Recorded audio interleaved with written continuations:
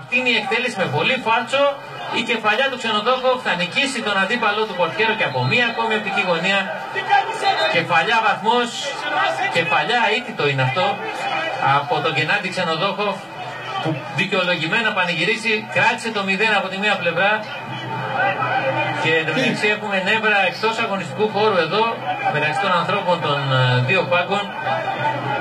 Δεν έχει γίνει ακόμα η σέντρα, ο Μιχαηλίδης τα λέει με τον τέταρτο. Πάμε στον Κώστα Γιαννιτάκη. Πάντως το είχε φωνάξει επί τούτου, προσέξτε τον τερματοφύλακα, προσέξτε, ειδικά στο Σιατραπάν είχε φωνάξει για τον Ξενοδόχο, λες και το είχε δει το πώς θα εξελισσόταν η φάση λίγα δευτερόλεπτα πριν συμβεί ο Δημήτρης Σπανός, γι' αυτό και απογοητεύτηκε πάρα πολύ από την αντίδραση, από τη μία αντίδραση μάλλον της άμυνάς του. Τώρα ευτυχώς δείχνουν τα πνεύματα να καταλαγιάζουν.